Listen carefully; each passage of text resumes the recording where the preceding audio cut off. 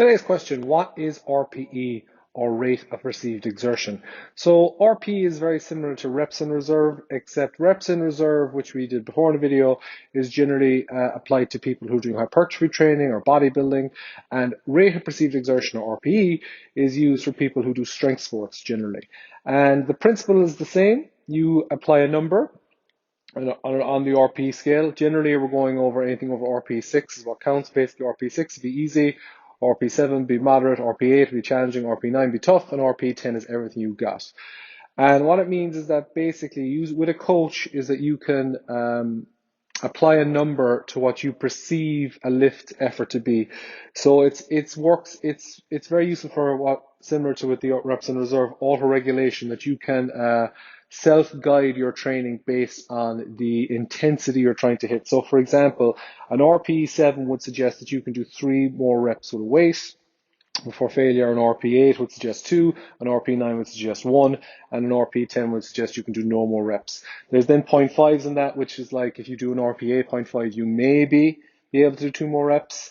So you can gauge the intensity like that working with a coach. And it is very useful that if you're training long term or in the medium term and you're working with a coach or you're working with yourself and you want to get a certain intensity to a lift, when you know your body, you can program off that. So for example, you might be told work up to a squat for a set of 5 for an RPE 8, which means you could do 2 more reps. So it'll be a challenging lift, no question, tough, but it's not an all-out effort where you're going to 10 and you're not going to 9 either, so there's a little room in the tank.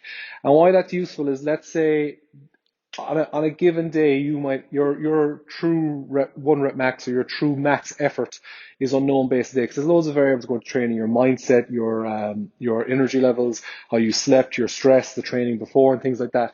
So with RPE, it lets you take advantage of kind of knowing your body and using the intensity and the efforts to dictate the weight. So let's say it's an RPE 8, and you're on a great day, an RPE 8 with a squat for 5 might be 100 kilos, while on a terrible day and you're feeling tired and beat up, an RPE 8 might be 90 kilos. The thing is, the intensity you've applied to that lift is actually the same based on your individuality that day of how much effort you could expel given your mood or your energy levels that day. So you're still getting a training effect. While, for example, if you just stuck with numbers and percentages, if you tell someone going to a gym and they're meant to do, let's say they feel awful and they're to do 100 by 5, that might actually be way too much for them on that given day because they're tired and they're stressed and they might not be able. And because of that, they overextend themselves, or they might get injured, or they might push it too hard where they can't recover the next day for training. And then you have to kind of tweak things because they just aren't able to recover. So that's where RPE is very useful in auto-regulation, in kind of helping yourself, guide you in helping yourself with regards to how you would lift with strength training. Loads of powerlifting coaches use it, and strength coaches use it just as a very easy method as well, because a lot of it is subjective, because it's rate of perceived exertion on the person as well. So a person's RPE and another person's RPE might be different to them, but it's useful because you can gauge your athlete or yourself on what your level 8, what your level 9, what your level 10 is, so you can program around that very usefully. All right, guys, that is a very basic overview of RPE that's not very good.